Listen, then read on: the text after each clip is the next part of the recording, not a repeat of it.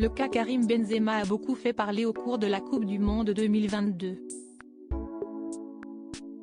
Si Didier Deschamps a préféré garder le silence sur le départ précipité de l'attaquant lors de la compétition, si est-il finalement Guy Stéphane, son adjoint, qui est revenu sur cet aléa dans les colonnes du Parisien. Avant la défaite de l'équipe de France à la Coupe du Monde 2022, les Bleus ont dû affronter plusieurs coups durs parmi lesquels, le départ précipité de Karim Benzema, qui s'ajoute à la longue liste de joueurs forfaits pour la compétition. Le Ballon d'Or 2022, alors sélectionné par Didier Deschamps, n'a pas pu disputer le premier match des Bleus en raison d'une blessure à la cuisse. Si est donc quelques jours après être arrivé au Qatar que le célèbre attaquant a dû plier bagages pour retourner à Madrid.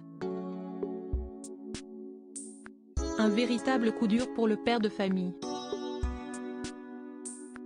De ma vie, je n'ai jamais abandonné, mais ce soir, il faut que je pense à l'équipe comme je l'ai toujours fait, alors la raison me dit de laisser ma place à quelqu'un qui pourra aider notre groupe à faire une belle Coupe du Monde, a-t-il confié sur Instagram.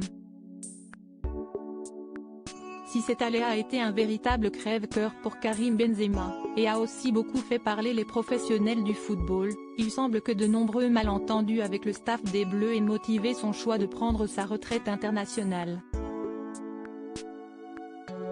De son côté, Guy Stéphane, l'adjoint de Didier Deschamps, s'est confié sur les coulisses de son départ.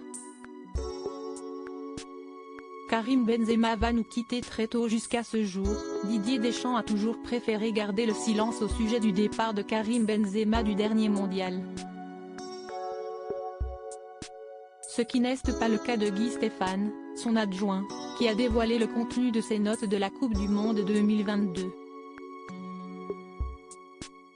Parmi ces dernières figurent celles en rapport avec le forfait du joueur du Real Madrid. Malheureusement, Karim Benzema va se blesser. Les examens qu'il passe dans la soirée confirment la lésion à la cuisse. Il va nous quitter très tôt le lendemain matin pour Madrid.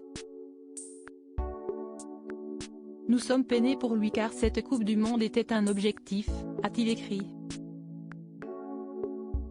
C'est un gros coup dur pour l'équipe de France, compte tenu de son aura et de son talent, mais on n'a pas le choix, il faut rester positif et ne pas tomber dans la sinistrose, a-t-il ajouté. Visiblement, ce départ précipité a été une mauvaise passe pour tout le monde.